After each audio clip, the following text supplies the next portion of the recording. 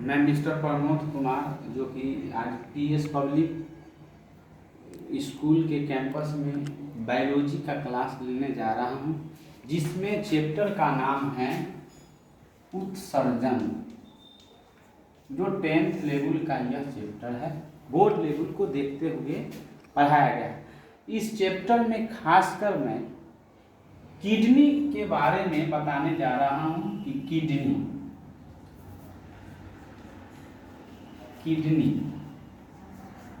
Kidney मतलब brick होता है। ब्रिक आखिर होता क्या होता है?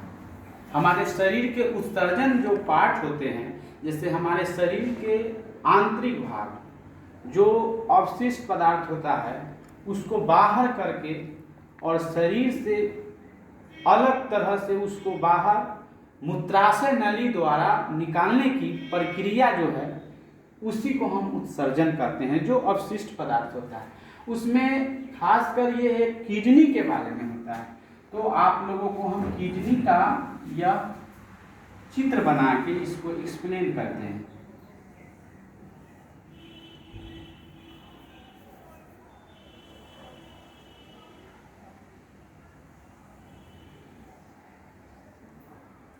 किडनी जो होती है वह मानव का किडनी का यह संरचना होता है।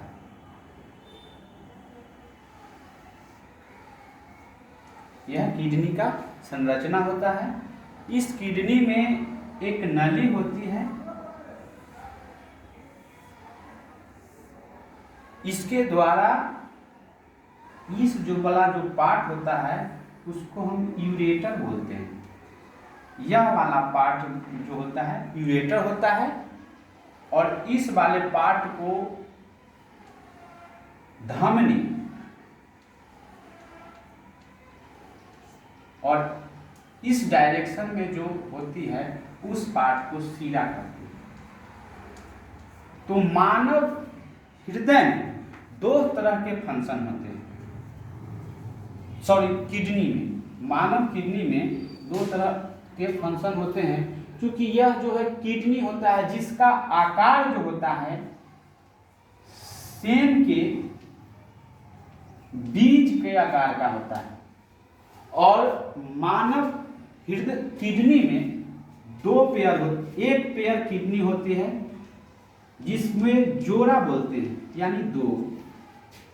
और हमारे शरीर के अंदर इस जो पार्ट होता है इसको हम सीरा बोलते हैं, इस पार्ट को में धमनी बोलते हैं। और उससे जो होता है यह वाला जो हिस्सा होता है उसको मूत्राशय बोलते हैं। मूत्राशय के बाद होता है जो एक जो हिस्सा यह वाला भाग होता है जिसको मूत्र मार्ग बोलते हैं। और यह वाला पूरा भाग को इसी को इंग्लिश में बोला जाता है यूरेटर, जिसको मूत्राशय बोलते हैं। तो हमारे बॉडी के अंदर जो भी इससे जो क्रियाएं होती है, तो खासकर यह किडनी जो होता है, यह किडनी पेशाब को छानने का काम करता है। और इस किडनी में दो पेयर होता है, एक पेयर होता है जो कि एक दायां होता है और एक बायां होता है। तो इस दोनों से जो पार्ट होते हैं, तो इसके इंटरनल जो पार्ट होते हैं, किडनी का जो इंटरनल पार्ट होता है, उस इंटरनल पार्ट अंतः भाग जिसको बोलते हैं, इंटरनल पार्ट को हम अंतःस्थ भाग, और इस बाहरी वाला जो पार्ट होता है उसको